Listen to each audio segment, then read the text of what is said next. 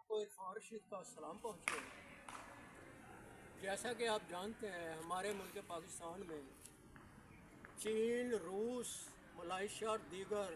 12 سے زائد ممبر ممالک کے تحت ایک شنگھائی کانفرنس ہو رہی ہے جو ریجنل سچویشن کے لحاظ سے ملکی معاشی، کلچرل، جغرافیکل دیگر حوالوں سے ترقی کے لیے بھی انتہائی اہمیت رکھتی ہے، اور پاکستان جیسے ترقی پذیر ملک کے مستقبل کے حوالے سے اس کے بہت دور رس نتائج حاصل ہوں گے انشاءاللہ تعالی۔ جیسا کہ کہا جاتا ہے The policies of tension and aggravation have become hopeless and dangerous for national integrity۔ اس موقع پر پاکستان تحریک انصاف دیگر جماعتوں کو احتجاج کا حق تو وہ حاصل نہیں ہے، لیکن پاکستان تحریک انصاف کے قائد جو آج کل اڈیالہ جیل میں قید و بند کی صورتیں برداشت کر رہے ہیں، کئی مقدمات کا سامنا کر رہے ہیں، کئی مقدمات ان کے حق میں ان کا فیصلہ ہو چکا ہے، اور بقول پاکستان قائدین پاکستان تحریک انصاف اور عوام الناس تمام مقدمے ان پر بلا جواز اور جھوٹے بنائے گئے تھے۔ اس حوالے سے آج کل جو کانفرنس ہو رہی ہے، ایک ہفتہ قبل ہی عمران خان سے اس کے ڈاکٹرز، فیملی ممبرز، وکلاء اور دیگر سیاسی قائدین کی ملاقات پر بندشیں لگا دی گئی ہیں۔ میرے خیال میں کسی بھی جمہوری اور سیاسی ملک میں جہاں پہ اس قسم کی کانفرنس منعقد ہو رہی ہو، اس سے قبل اس طرح کی منفی سچویشن پیدا کر دینا نہ تو حکومت نہ دیگر کسی جماعتوں کے حوالے سے یہ مثبت روش ہے۔ پاکستان تحریک انصاف کے قائد عمران خان کو اگر اس کے وکلاء، فیملی ممبرز اور پارٹی قائدین سے ملاقات کی اجازت مل جاتی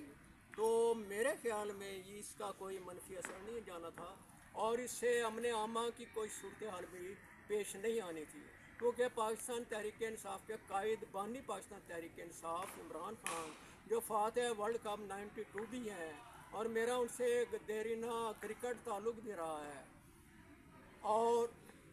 انہوں نے ہمیشہ شنگھائی کانفرنس کا ممبر رکن بننے کے لیے پاکستان کی طرف سے عملی جدوجہد کا بھی آغاز کیا تھا، اور یہ انہی کی کاوشوں کا نتیجہ ہے کہ آج پاکستان میں اسلام آباد دارالخلافہ پاکستان میں شنگھائی کانفرنس کا انعقاد ہو رہا ہے۔ میرے خیال میں اس کانفرنس میں بھارتی وزیر اعظم جے شنکر کی شرکت بھی پاکستان کے لیے ایک مثبت روش ہے، لیکن Indian occupied Muslim Jammu and Kashmir جہاں پہ آرٹیکل 370 لاگو ہے اور وہاں کے عوام کو جمہوری اور سیاسی حقوق حاصل نہیں ہیں، اس حوالے سے بھی ان سے بات کی جانی چاہیے، اور ان کی اگر نجی ملاقات ہمارے وزراء سے، ہماری حکومت سے طے شدہ نہیں ہے، پھر بھی اس کا ذکر اذکار کسی نہ کسی صورت میں کیا جانا چاہیے۔ پھر غزہ فلسطین پہ نیٹو امریکہ کے زیر اثر ان کی طاقت کے زوم میں اسرائیل جو ظلم و بربریت کے پہاڑ کھڑے کر چکا ہے، 45,000 سے زائد وہاں پر فلسطینیوں کو شہید کر چکا ہے، کئی لاکھ کو اپاہج کر چکا ہے، زخمی کر چکا ہے، اس حوالے سے دنیا میں یہ جو طاقت کا توازن بگڑ چکا ہے، وارسا پیکٹ کے ختم ہونے کے بعد اکیلا نیٹو دنیا میں امریکہ کی قیادت میں منمانیاں کر رہا ہے، یورپی یونین اس کے ساتھ شامل ہے، اس سے ترقی پذیر ممالک خاص طور پر مسلم امہ اور پاکستان اس کے ساتھ ساتھ ایران، ترکی، مصر، اردن، فلسطین، سعودی عرب، دیگر اسلامی ممالک بھی زیر اثر آ چکے ہیں، اور وہ کھل کر اسرائیل کی مخالفت نہیں کر رہے ہیں اور فلسطینیوں کا فوجی لحاظ سے بھی ساتھ نہیں دے رہے ہیں۔ محض رسمی طور پر ان کی مدد کر دینا ہی کافی نہیں ہے، اس طرح تو اسرائیل کی جارحیت وہاں پر غلبہ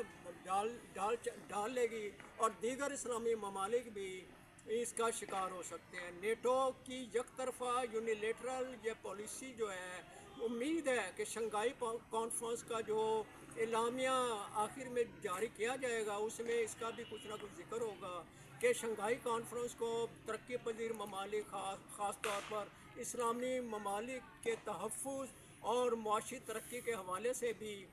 فوقیت دی جائے گی، اور اس میں شریک تمام ممالک ایک دوسرے کا فوجی تحفظ بھی کریں گے۔ بہت شکریہ۔